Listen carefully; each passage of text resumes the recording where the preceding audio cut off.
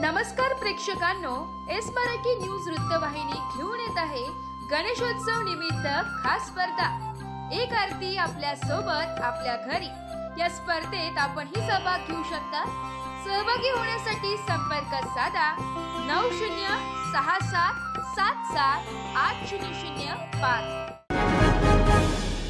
नमस्कार, मी गौरी सूर्यवंशी, एस मराठी मध्ये आपलं स्वागत। वळूया आजच्या बातमीकडे।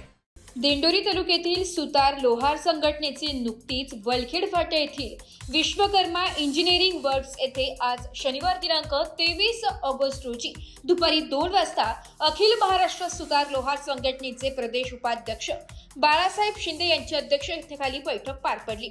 यावेळी बैठकीमध्ये विविध विषयांवर चर्चा करण्यात आली। त्यामध्ये समाजातील ज्येष्ठ नागरिक, निराधार असणाऱ्यांसाठी शासनाच्या विविध योजना, समाजातील विधवा महिलांना पेन्शन चालू करण्याबाबत, समाजातील जनगणना करण्याबाबत, समाजातील सुशिक्षित बेरोजगार तरुण तरुणींसाठी शासनाच्या विविध योजनांविषयी तसेच 17 सप्टेंबर रोजी विश्वकर्मा पूजन दिनानिमित्ताने जानोरी येथे विश्वकर्मा मंदिर कलश पूजन करण्याबाबत चर्चा करण्यात आली। यावेळी ज्येष्ठ पत्रकार व सामाजिक कार्यकर्ते बापू उर्फ तात्या चव्हाण यांनी आपले मानव विकास अधिकार फाउंडेशनच्या तालुकाध्यक्षपदी निवड तसेच संत नामदेव संत तुकाराम महाराज वारकरी परिषदेच्या जिल्हा उपाध्यक्षपदी निवड झाल्याने त्यांचा समाजाच्या वतीने शाल व पुष्पगुच्छ देऊन नागरिक सत्कार करण्यात आला।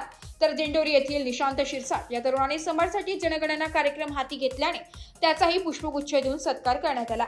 यावेळी समाज बांधव मोठ्या संख्येने उपस्थित होते। एस मराठी न्यूज साठी बापू चव्हाण, दिंडोरी। अशाच नवीन ताज्या घडामोडी जाणून घेण्यासाठी आमच्या एस मराठी न्यूज चॅनलला लाईक करा, शेअर करा, सबस्क्राइब करा आणि बेल आयकॉनला क्लिक करायला विसरू नका।